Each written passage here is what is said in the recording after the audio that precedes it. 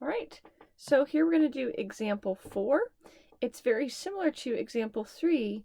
The only difference is the endpoints. We're going from 1 to 2 up here with this, finding the area between this curve and the x-axis bound by the vertical lines x is 1 and x is 2. It's almost exactly the same, except now down here we have a minus 1.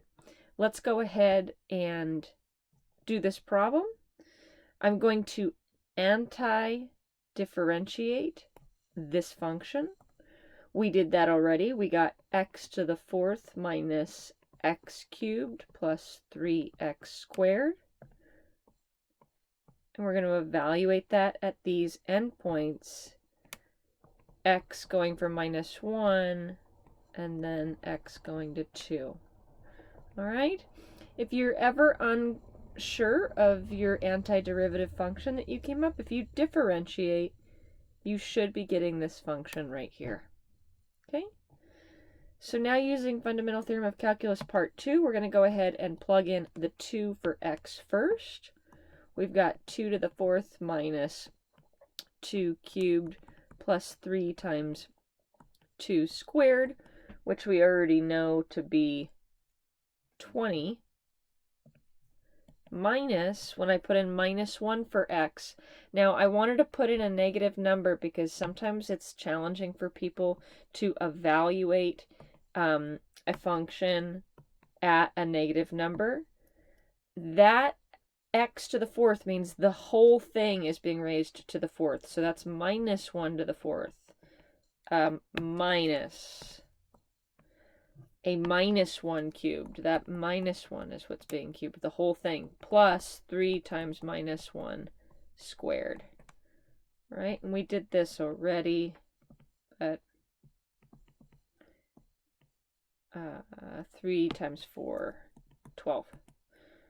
Minus my green, minus 1 to the 4th is a positive 1, minus a minus 1 cubed is a negative 1.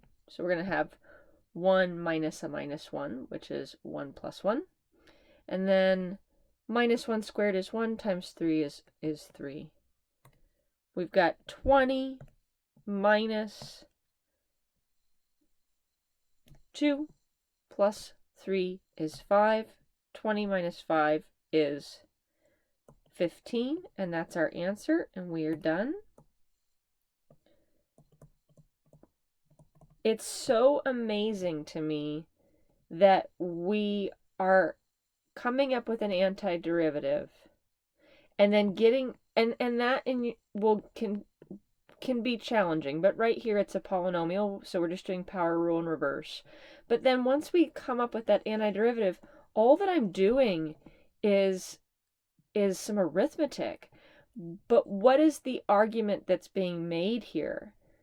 We're saying the area under this curve bound by the vertical lines minus 1 and 2, x is minus 1 and x is 2, is the exact same number as this length right here, where this function is any antiderivative for that function. Let's see it in Desmos.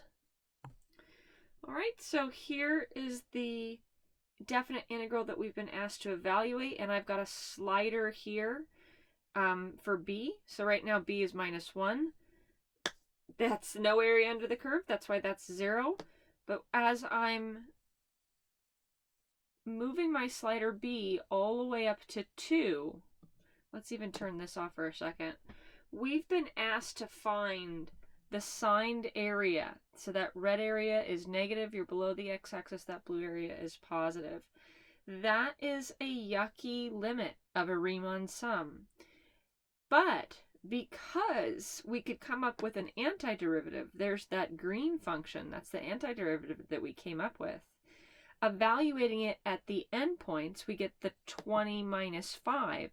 This length right here, you can see it right there, 20 minus 5, that length of 15, is the same as the signed area under this curve.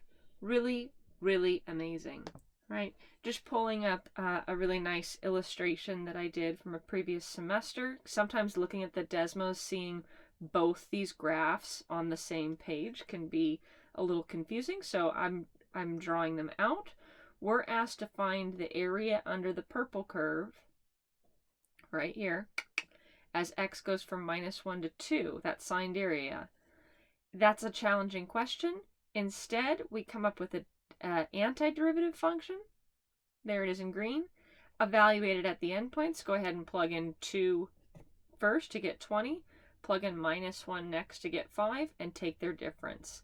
This length right here of 15 is the same as this signed area. All right? So I hope that this video is not just computational for you, but also understanding the argument that we're making. Got a few more to come.